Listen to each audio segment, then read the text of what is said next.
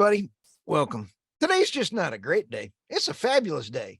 My name's Stu Turley, President and CEO of the Sandstone Group, and I've got one of my favorite compadres out on the social media, LinkedIn and Twitter. I've got Tom Kirkman. He's a legend in his own mind. And I mean, we absolutely have so much fun ranting. We are going to have a no holds barred conversation of fun. And Tom, thank you so much for your thoughts and everything. Thanks for stopping by. Well, thanks for inviting me back again. It was fun the first time, so let's have a second go round. I'll tell you what, your podcast went off the rails, dude. It was fun. I got some great feedback. Thank you selfishly for coming back on the podcast. You know, I'm just a numbers kind of guy, you know. This will be fun. We've communicated before, not just on the podcast. So it's like, I know your mindset. You clearly know my mindset.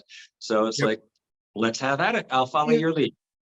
Anywhere you want to go. But the fun thing is when we sit down, you and I have been around the blocks for at least a week, and for our podcast listeners, Tom has got one of the best looking beards that I've seen for someone in our age category.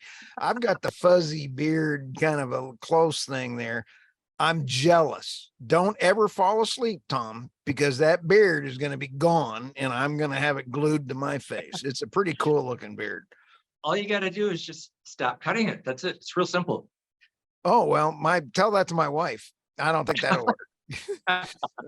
Now, Tom, I first started, you and I run in a lot of the same circles with all the folks, and I thoroughly enjoy commenting on your stuff. But for people that don't know you, tell your LinkedIn, you've got a bunch of LinkedIn followers, and how many interactions or views have you had this year? I'm currently, it's a 365-day rolling average or rolling count. And currently I'm around 3.5 million, and it's been that way for a few months. So wow. Right now, LinkedIn is going through a purge, and they're getting rid of hibernating accounts and banned accounts. So all of a sudden, there's this big kerfuffle online of people are losing followers. So I went from almost 16,000 followers. I was expecting to break 16,000 followers this month. And then all of a sudden now I'm down to 14,700. It just plummeted in the last couple of days, and other people are noticing as well. But LinkedIn has put out a thing saying that, you know, they're purging bot accounts and stuff like that. So it's like, okay, fine. I don't really want bot accounts following me anyway. So it's the interaction that you want. Yes.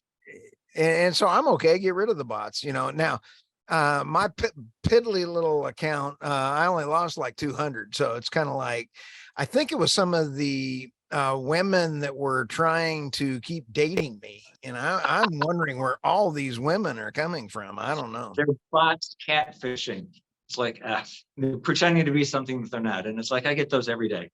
What in the world could they possibly get? I don't get the catfish. Data mining. So I've had extensive training in cybersecurity and stuff like that, of phishing and basically trying to get passwords, and they want to get your WhatsApp number or your personal information, and then they go from there. And then, you know, the goal is either steal your data or drain your bank account. So just don't go there. Yeah, it's nasty. So it's probably got some kind of guy with a humpback tied up, and he has no personal skills or anything, and he's using this cute picture of a young lady, right? A lot of it is also driven by AI and bots, which is why you'll see some of my posts lately are openly mocking the Twitter AI. If you look at the latest post that it has had today, you know, they posted a question on my LinkedIn feed. Do you feel the posts in your feed are welcoming and respectful? So immediately I took a screenshot of that, and I made a post saying, hey, my LinkedIn network, do you feel my posts in your feed are welcoming and respectful? Because conformity of thought and respecting hypersensitivity is top of my mind when I make posts. And then I posted a screenshot of that. It's like, One guy said, Tom, I'm going to rename you, what is it? Fluffy Doll Tom. And people are, it's just, I'm just poking fun of the AI. It's like, really, guys, you want everyone to act the same on here. And it's like, I'm not going to play that game. No. So, I mean, I've posted pictures of happy, playful kittens just to screw with the LinkedIn AI algorithms, because you know my posting history. It's like, yeah, fluffy kittens is not exactly what I'm going to post about. No. So just messing with the algorithms. It's like, and I just posted a John Cleese interview from almost a year ago where he's attacking, and like, it's just, look, we're not all the same. You need to allow diversity of thought, diversity of opinion, different viewpoints. And my line as the moderator on 2 international oil and gas forums was very specific. Just my opinion. As always, you are free to disagree. Right. But social media doesn't play by those rules. They want everyone to pretty much funnel into a general conformity. And it's like, no, I'm going to fight back within the system and playfully, not in a nasty way generally, although I've lost it a couple times, just pushed back against, look, let everyone think the way they want to think, say the words they want to say, as long as they're not promoting violence or, horrible things. Disagreement is not hate speech, but they're trying to say anything that's not following or conforming to the leadership of what the media is saying, what the politicians are saying. It's hate speech. And no, that's not it. We need to be able to have discussions. As soon as you can't have discussions, we're going into Orwell territory. This is why I've made the comment, LinkedIn now has more censorship than when I was in Southeast Asia. In Southeast Asia countries, and that's scary to me, because I know how to play. I learned how to dance the dance of playing with words so as not to get in trouble. Because in certain countries, if you say the wrong thing online, you'll get a knock on the door from the police and they'll arrest you. So you learn to allude to certain things without coming out openly and saying it, which is now what I've sort of had to do on LinkedIn. And it's like, this is the US, guys. This is supposed to be the bastion of freedom of speech, and it's just got turned on its head. So if you disagree with our political leaders, suddenly you get named with all these horrible things. And it's like, no, it's not true. It's just, I disagree with the people who are telling us that they must agree with them. No, and no. I'm sorry, funny. You can probably see my attitude shining through. A lot of people, when I'm on LinkedIn or Twitter, and I'll sit there and I'll look at them, I actually have to stop and read yours because there's a joke buried in yours. Yes. And I'm like, I have to go back. Wait a minute. Oh no, Tom, that was good. I'm over here doing the old golf clap and everything else. That John Cleese post was really good. I got to sit next to John Cleese while he was presenting, and I was right here. He talked for 2 hours straight, never breathed. I think he had gills. I mean, the man never stopped talking, and it was the funniest time I've ever had in my life. John, he was a hoot.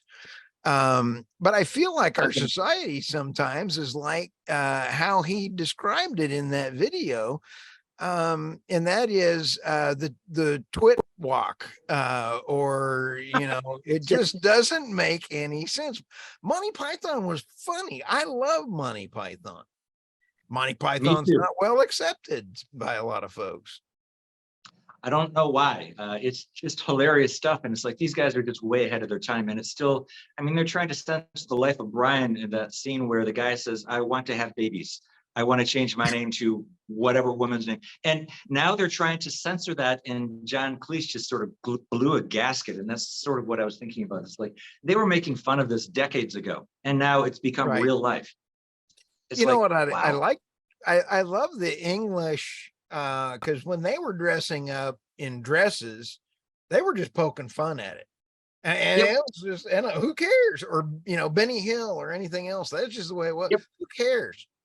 And you sit back, and the censorship is going to get worse, Tom. I think you alluded to that. It is going to get worse. I've started backing off on LinkedIn, and I've made that announcement fairly public. Yes, I'll still post there every now and again, but I'm not going to be spending so much time and energy. And I've gone to Twitter, and I've removed my name from there. So you know who I am, but most people are not. So I'm just going to be a string of symbols that is not connected to my name. So just that way I can just sort of cut loose and have fun. Not like I'm going to be doing anything even more radical. I'm just going to be doing the stuff that I normally do, Right. but I don't have to worry so much about censorship on Twitter. And it's like, I don't use Facebook for a long time. There's no more oil and gas forums where I can post on. And you know what? Being a moderator on an oil and gas, international oil and gas forum. I mean, right. LinkedIn, Oil Pro had over 1 million registered members, and it was called the LinkedIn of the oil and gas industry. You had to use your real photo, your real work experience, your real name. Otherwise, no one would talk to you. It was by far the largest oil and gas forum in the world, and they got shut down by a competing website.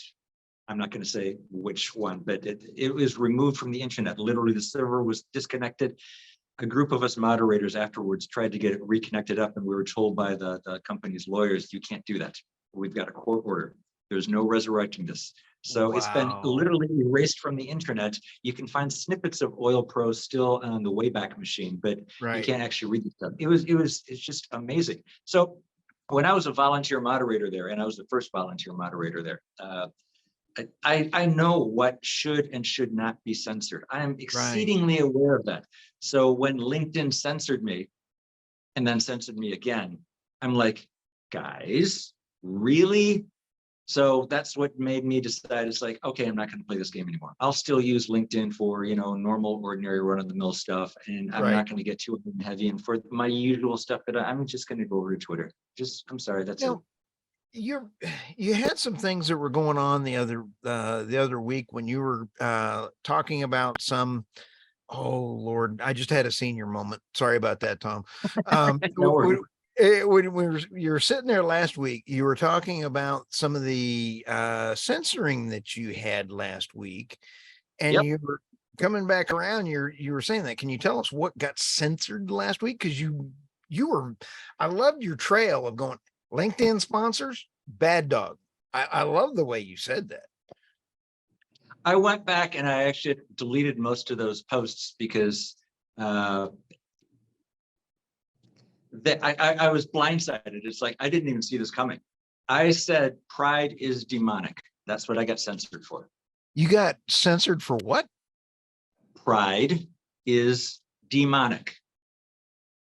What's wrong with that?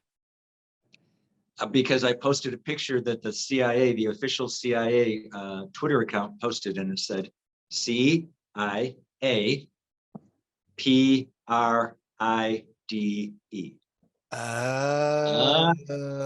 And people flipped out, and it's like, I just thought, I'm poking fun. It's like, I'm not being mean about this. It's like I regularly poke fun of stuff, and it's like, it's like, okay, so I'm making a silly joke and I'm going to get censored for it. Okay, this is clearly another third rail. There are certain topics I know that we cannot discuss on LinkedIn.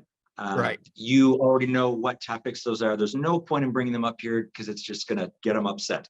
But the other things, it's like, there's no point in posting about this just with the point of getting censored. But I was just blindsided by this. I'm making a silly joke, and I got censored for it. And I ripped LinkedIn and LinkedIn is owned by Microsoft, and they ended up apologizing, not on LinkedIn, but on Twitter, because I posted it over. I posted a screenshot of some of the stuff over on Twitter, and I deleted that as well.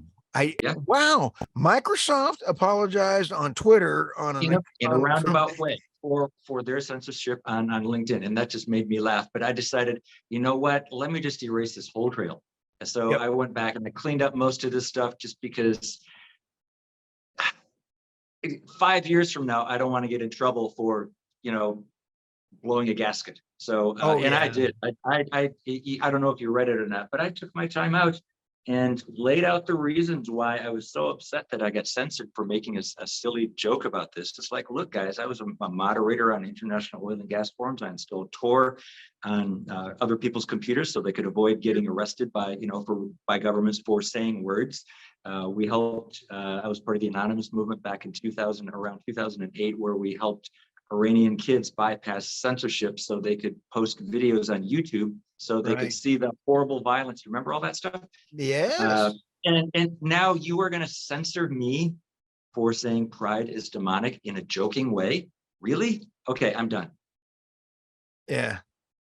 Yeah. So and you don't get to the 3+ million interactions or views or anything by not knowing something, Tom. Your knowledge, your articles I think are always spot on. That's like your energy, knowledge, and talking about those things are practical, honest, and dealing. And you don't get to that volume without being right. And without adding some humor. Most of I do get dead serious sometime on the oil and gas topics, but I'll veer off. But even on the oil and gas, I'll try and poke fun of something so people actually enjoy reading, because nobody wants to read somebody screaming their head off on top of a soapbox. It's like, just go away already. So if you throw in some levity and throw in some, as you say, some hidden jokes, and people read that and they, hey, wait a minute. That's what I want to get to. And it's like, yeah, like you said, you got to read it twice. Did he just say that? Yes, I did. So yes, it's fun, and that shows through. I'm having fun, and when it no longer gets to the point of being fun, then it's like, okay,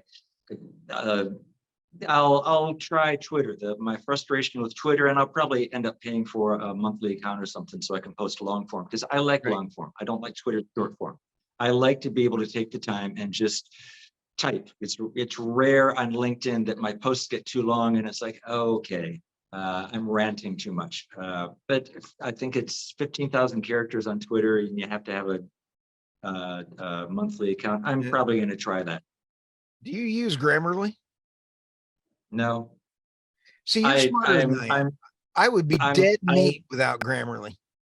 I had 4 years of Latin, even though I'm dyslexic and I've got all sorts of stuff going on. English, I used to read dictionaries and encyclopedias when I was in high school. No, it was not popular. So I know grammar very, very well. I was originally going to be an English teacher. So I have. Okay, it's Tom. Very rare. English. Most people don't even know the little words. Most people don't even know little words, and I posted about this before. Of, it, by, near, as, and they don't actually know. But I've gone through dictionaries, big college dictionaries, and understood every single way of using every single definition in its proper grammatical context. So once you understand that, reading becomes easy. It's really easy to spot the big words you don't know. Most people sort of have a haze of not really understanding. It's the little words that are the fulcrums that move the big words. And for example, as a lot of times means basically because, but I'm hesitant to use it using it in that way because most Americans are not familiar with it being used that way. It'll just confuse them. So I have to pick and choose my words carefully. But yes, I have, and I write glossaries for fun. So the job that I just started, I've been there for 5 months now. I compile glossaries, and I'm almost at 7,000 acronyms and technical definitions.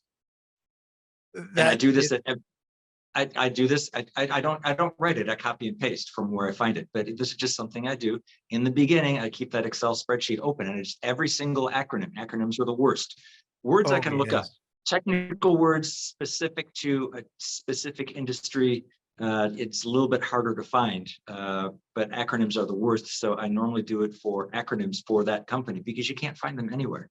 And a lot of times the company website is fairly useless in locating this stuff. So I want to know and understand every single word on the page that I'm reading or writing. And people go into meetings sometimes and they're throwing out acronyms, and I ask, what is this? It's like, I don't know. Well, how can you be discussing this if you don't know what the heck you're talking about? So when I write or when I read, I want to read and understand every single word and every single acronym on the page. In the beginning, it's hard to do when you're starting because everything's new, but now it's to the point. If there's an acronym I don't know, I write it down in my Excel spreadsheet. And the same thing with any technical words, but I pretty much got them now. It's rare that I run across in this company anything that I'm not already familiar with and don't already have in the glossary. So when people say, if you want to fall asleep, read a book. Well, that just means you don't understand what you're reading. Right. You get a mental haze. So because of the moderate dyslexia that I have, I sort of have to do this because if I don't, I can't think straight. It's like I call them covered holes. So if you just keep going past words that you don't understand, you sort of lose attention and you fuzz out, and it's like you don't want to read it anymore. It's like, no, you got to back up and understand every single word. And what most people don't get is it's not just the big words. Most people don't have a thorough understanding of the basic, small, little words of the English language. Of, it, by, as. Look, just open up a dictionary, and it's like a college dictionary, and just look at one of those words, and it's like, do you actually understand every single one of these definitions? And if not, maybe you'll go down the rabbit hole of starting to learn this stuff and increase your reading capacity. You and I have a lot of different thinking similarities as well, but I also can look at a page and skip the small words. And they're the fulcrums. I don't do that. Don't do that. I can run through books and everything else quick and not really focus on the little words. I get it. I don't focus on the little words. I focus on words. So I'm already confident in the little words. So I'm not really focusing on the little words. I already know what they are. It's the other words that I run across that's new or used in an unusual way or used in an unusual grammar format. So some of my posts, I will deliberately mangle my grammar just to make a point. It's not like I'm ungrammatical or make up words or make up phrases or deliberately misspell something. One of the guys on LinkedIn posts climate catastrophe and using K instead of a C, climate with a K, catastrophe with a K, that's not a misspelling. It's like, that's poking fun of this stuff. So when I screw up on grammar, it's deliberate. I know grammar inside and out, backwards and forwards, just like I know the little words inside out, backwards and forwards. And I try not to use too many big words that people don't understand, because this is an international audience and English is a second language. And being in Asia for 20 years, I'm around people where English is a second language. So I go out of my way not to use complicated words or use unusual grammar, just because I need to make sure that, the people that I'm talking to understand what I'm saying. Because in Asia, I was out in Vietnam one time, and we were doing some welding repairs. And the guy out there is like, he's wearing flip-flops and he's wearing jeans and a t-shirt. And it's like, he's holding a pair of sunglasses, and it's like, he's not wearing gloves. And it's like, really? And it's like, so I had to explain to him, you can't do that. And it turns out he didn't actually speak any English, and the supervisor wasn't around. So I went, he's not wearing a hard hat. And it's like, he knows, but you have to communicate in a way that that other people understand. And some people try and get really, really fancy and use really big words in an unusual way to show off their breadth and depth of wordsmithing. And it's like, that's fine. But for social media, people don't want to have to stop and figure out what you're saying. So try and keep it simple. And you can still screw it. You use and abuse the English language, put in wrong spellings, put in wrong grammar, just to catch people's attention and poke fun of it. Well, here's the other thing. Your AI argument, having fun, I thoroughly enjoy that. I want to ask you some AI questions. Google is shadow banning my site. I get between 20 and 60,000 people a day on the site. And I know, because I look around at the SEO around the world and how it hits that site. I know how Google is doing it. Google's changed their analytics and everything else again. It's going to get worse. And I know Google does not care. But on your AI, and I've noticed that Google likes articles better when they are like true speech. Like my transcribed articles do better if we do a podcast and they're transcribed into human speech. The AI articles don't do as well if they're sitting there and you turn those, because then how fast is AI going to start picking up that they got it from ChatGPT and they're writing an energy article and they're going to realize this was generated by Otto? AI recognizes AI because it's robotic. AI is simply regurgitation, free speech and free thinking. This is what catches the attention of AI, either in a good way or in a bad way. Either like, ooh, this is interesting. Oh no, we got to ban this. This guy is like, his thinking is like, way bad thoughts. No, ban him. So AI can recognize, robotic. AI is not intelligent in any way, shape, or form. It's just a large computer that sucks up all sorts of information, recognizes patterns, and spits out regurgitations of what it thinks people want to hear. It's not smart in any way, shape, or form. Just like a computer is not smart. It's really great at making calculations. So ChatGPT, I've read some of the stuff. People are losing interest in it just because it's not the new shiny thing, but it's like, it is not smart. This is what people don't get. All it is regurgitating. I remember when I was in high school and I had to write, 10-page papers for, history class and stuff like that, because I went to private school. And it's like, back in those days, you had an encyclopedia. So everyone grabs the same encyclopedia, looks up the same history thing, and then rewords the article in their own words. But it's using different words, but it's essentially copy and paste. That is what AI is. It's taking an encyclopedia of information and rewording all of that stuff. It does not have an original thought in its body. It can't. It's not intelligent. AI, artificial intelligence, there's no intelligence involved in it. It's computing. Artificial computing is what it should be called. It is not intelligent. People believe, oh, AI will save us. No. Well, this is the best conversation. I get worked up because when you sit back and take a look at this, Tom, it's a falsehood. And everybody, I was looking at an article the other day, and Tom, I didn't mean to run over you. But I was sitting there looking at this, and I was like, they're pulling data from a spreadsheet, and they're calling it AI, so they get a feeler. I'm like, that's a spreadsheet. Oh, it's AI. That's all AI is. It's just massive amounts of spreadsheets loaded into a supermassive computer, and it's spitting out what it sees as patterns. It is not thinking. People can think. Animals can think better than AI can think, because they can recognize dangers and, playing. Like you can tease a kitten. Last Sunday, I went down to the animal shelter and just went around and playing with the kittens, because I was thinking of hosting, stray the animals, because they don't keep them in the shelter. And it's like, okay, I'm gonna go down and pet kitties. They will play with you. They can think. They're not just reacting. They will think ahead and try and pounce on, the little toy that you're throwing up. AI is just a glorified computer. It does not think. It does not come up with anything new or original, full stop. Even when it comes up with a new language, which everyone thinks, oh, that's intelligence. No, it's simply piecing together groups of thousands of different languages and coming up with a new language based on a composite of all these other languages. They are not inventing anything new. That is not intelligence. Computers cannot be intelligent. They never will be intelligent. They're just going to be really good at making massive amounts of calculations. People can think, computers can't. Full stop.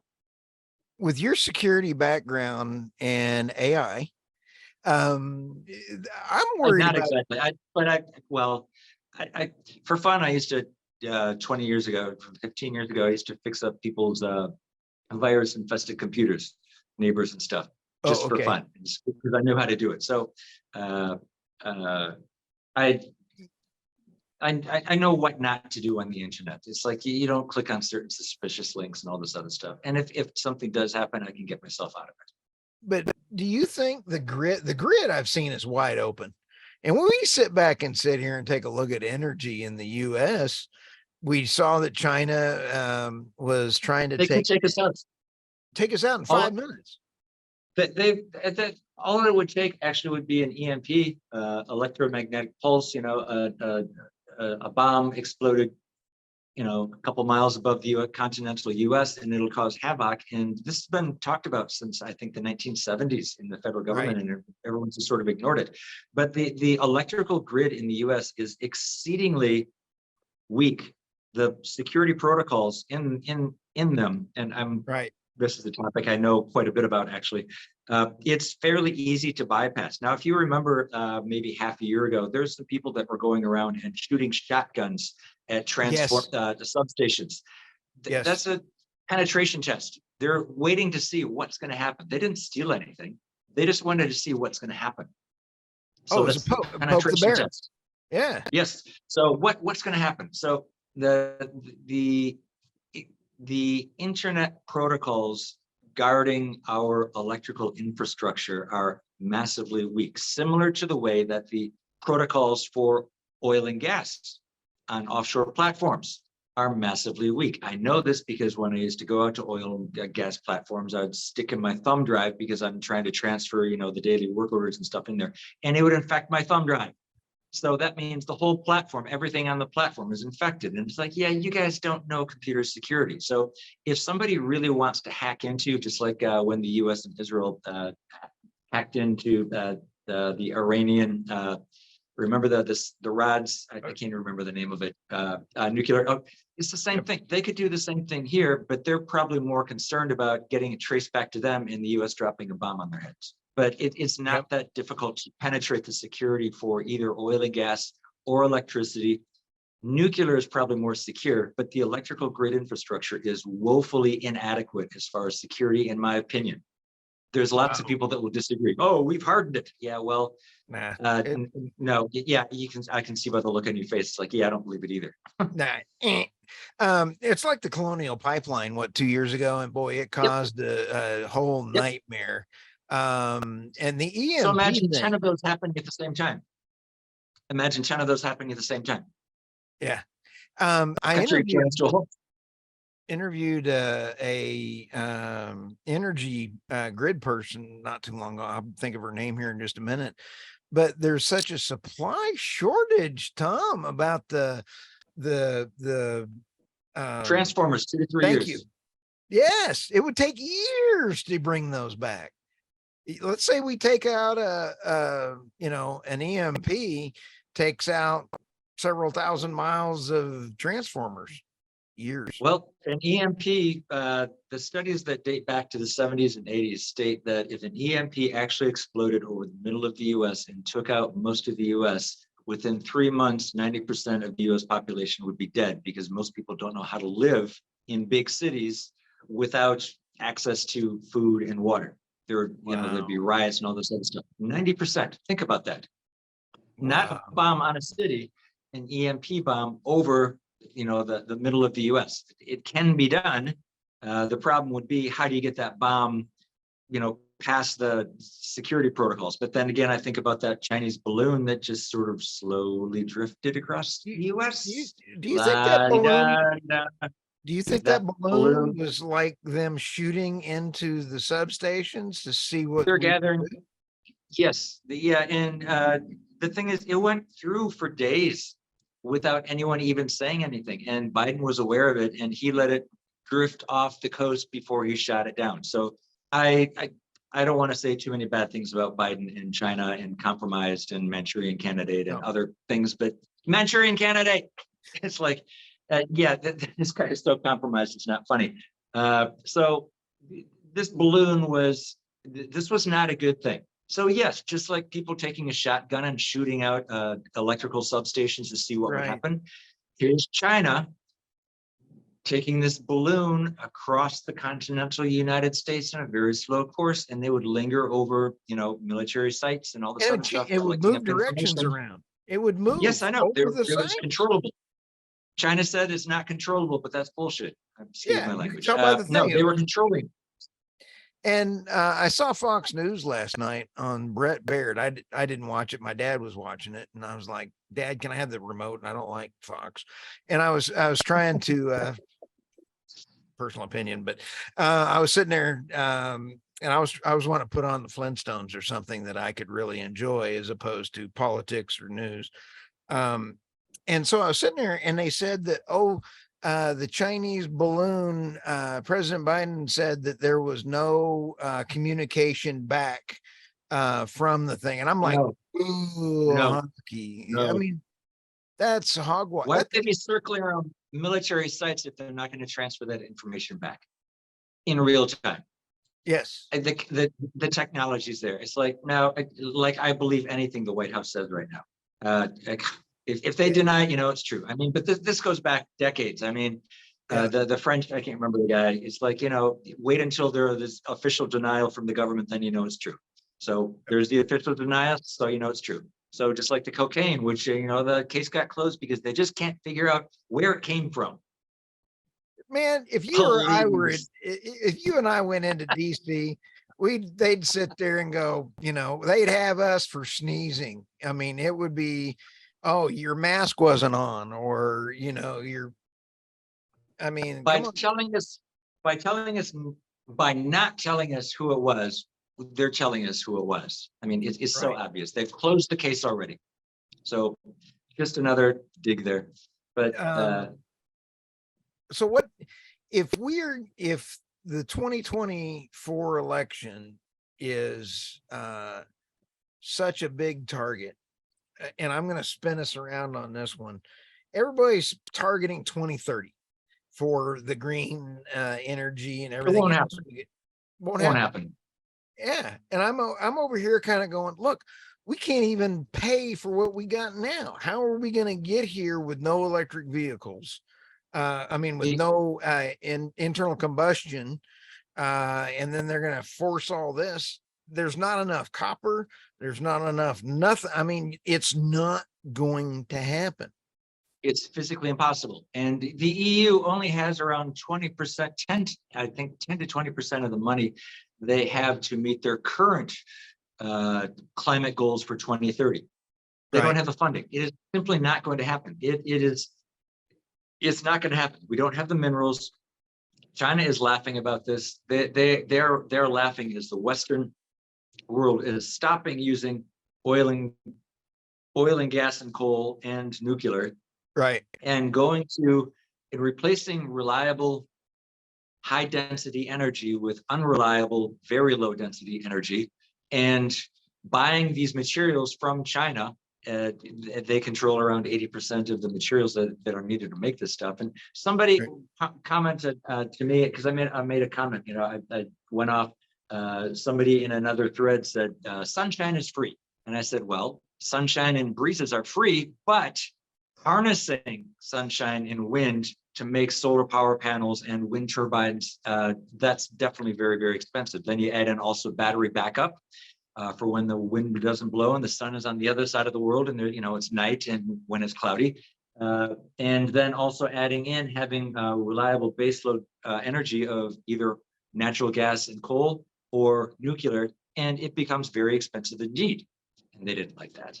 But it's like, I'm sorry. No, yes, sunshine is free. I'm not going to argue with you. But can you heat your house on sunshine in the middle of winter? No, I'm sorry. That's just a straw man. It's just a silly argument. So we don't have the minerals necessary to do it. I just read an article on LinkedIn earlier today where they said in some country, if they wanted to run it on wind and solar, 1/3 of the land mass would be taken up for wind and solar. 1/3. 1/3. So 1/3. So just think about that. Wow. Are people going to put up with that? Do you want to live next to a very noisy wind turbine? I can't. The low frequencies drive me absolutely bonkers. Ultra low frequencies, subsonics drive me bonkers. I can't sleep. The mean time between failure that I've found on the wind turbines is less than 8 years. And everybody says, and they're saying it's supposed to be 10 years. They're supposed to last 30 years. Hogwash. Until they design like. Well, no, they're not lasting 8 years. The same person came back and I think it was the same person gave the analogy of, okay, you spend all this money buying a house, but after you build the house, it's free. I said, yeah, but it's got a design life of 30 years. After that, you've got to take down all of these solar panels, make a toxic landfill for these hundreds of millions of solar power panels, which are not going to disintegrate. Same thing, similar with the wind turbines, and then build and reinstall and spend all that money all over again. This is not free once it's done. And what happens during a hailstorm or something like that? There's no such thing as a free lunch. There's no such thing as free energy. The wind and solar on offshore wind to this day loses massive amounts of money. It has never turned a profit. It never will turn a profit because the amount of electricity generated cannot make up for the cost of installing these things. The only reason they get away with it is because of government subsidies. So government subsidies do not make them workable. It just makes them very expensive. It means taxpayers are supporting a money-losing proposition. Now, the whales are pretty darn. They're dying. They're dying. It's clobbering the whales, man. That breaks my heart. you sit back and kind of think, what about saving the whales? We hold up oil field for a lizard that is all over the Midwest. I mean, it millions of these lizards around, and they stopped an entire development project just because of a lizard. Because the EPA is weaponized to destroy the domestic oil and gas industry. Overseas oil and gas is fine, but domestic oil and gas, oh no, that's horrible. So we're the cleanest in the planet. I know that. I know. Well, yes, and I don't know if it's the U.S. or Canada, not the oil sands, but Canada I think runs a close second. Australia is up there as well. Right. But the Western oil and gas. I'm not talking about China or a few other countries. I'm not going to name names. But yeah, the Western world is exceedingly good on environmental concerns for oil and gas. And shutting down domestic simply means that we're going to be importing oil and gas from countries that really don't care as much about the environment, go to places in Africa. Again, I'm not going to name names, but I know people that have worked in Africa, and they tell me stories of what goes on down there. At what point, Tom, do you think hypocrisy equals, what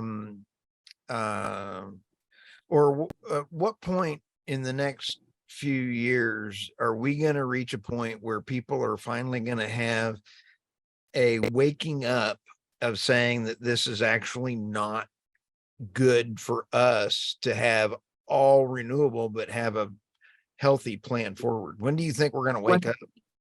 When we get regular rolling power blackouts.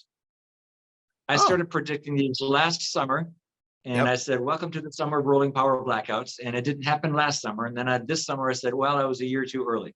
So I still think there's going to be rolling power blackouts in the United States, but at some point it's going to happen. And living in Asia, power blackouts were not that uncommon. You learn to live with it. You have candles in the house. You have buckets to store water, because when there's no electricity, it's hard to pump water.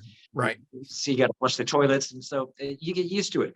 But the US is not familiar with that. Only when there's like a tornado or disaster or hurricane or something like that. Right. But just during hot weather, and I'm sorry, the electrical load on the electricity grid in the United States keeps expanding. And while the grid is being slowly but surely upgraded, it's going at a fairly slow pace, because the materials needed to upgrade the entire, the poles, replacing wooden poles with steel poles, upgrading it's called conductor, the wires, they call it conductor. So for example, going from a 69 kilovolt line to like 148 kilovolt line, basically doubling it.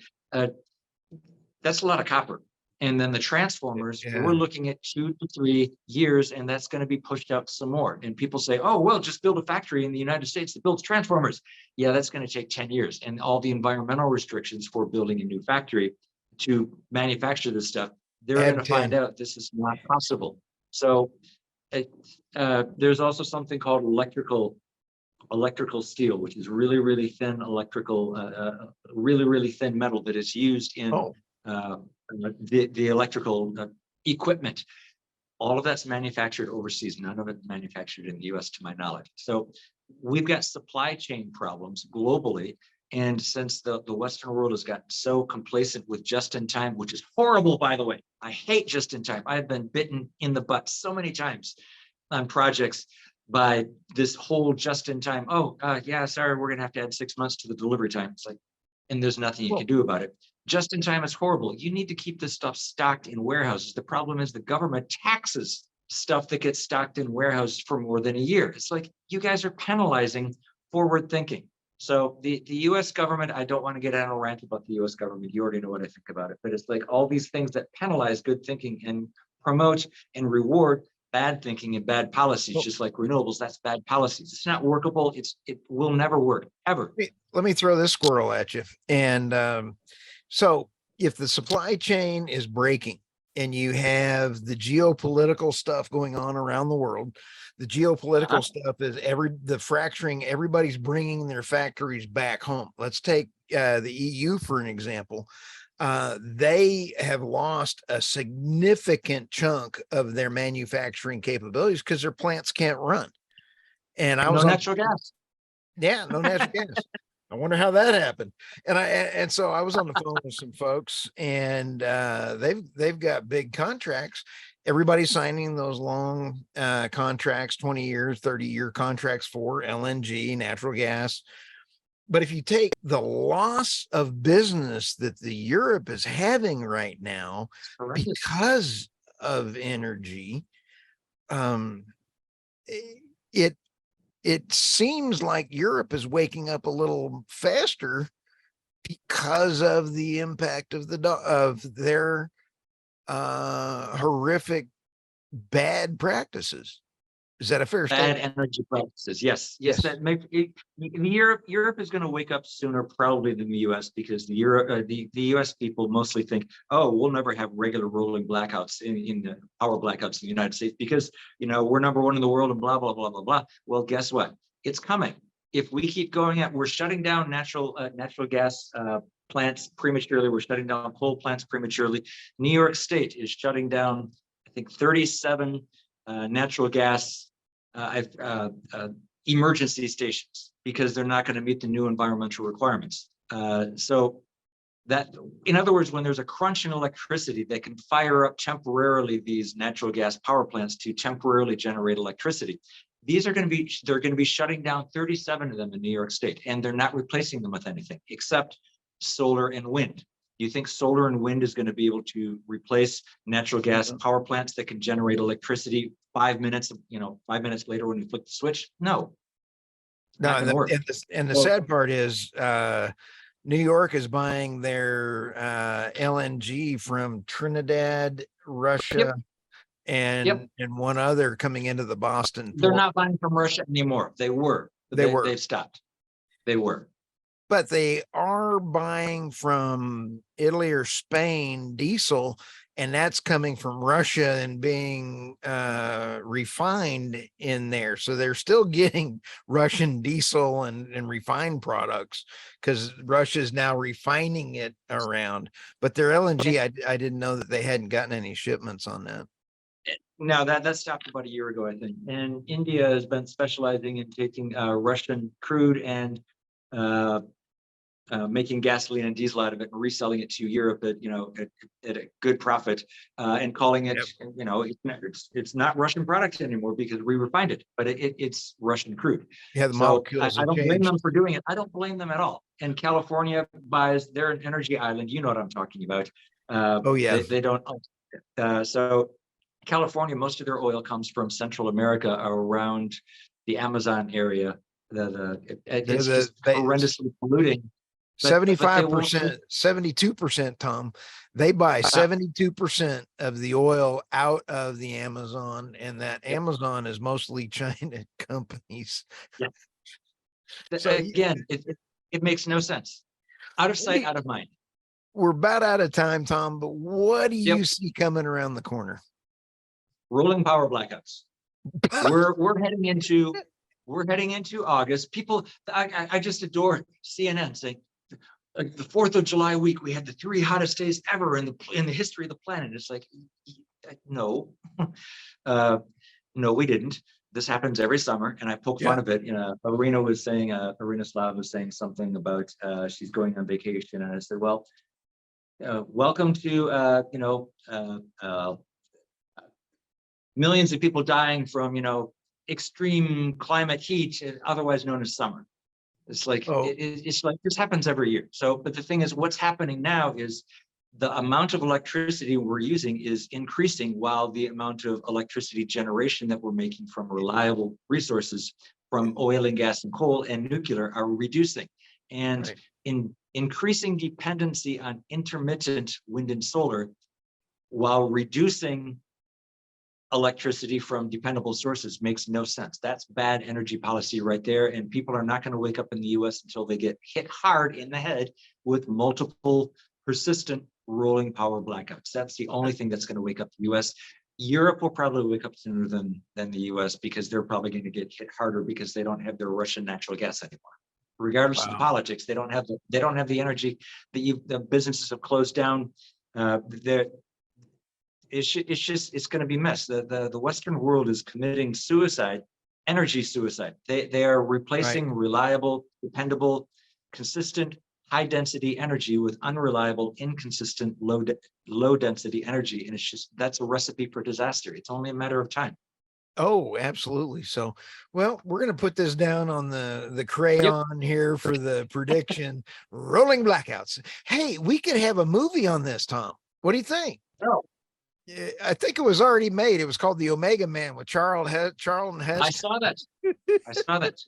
I love that movie. Well, Tom, thank you so much for stopping by the podcast, and we're going to have some more fun with you next time because I really enjoyed today. So thank you for stopping by. Thanks. It was fun talking with you as well. So have a good one.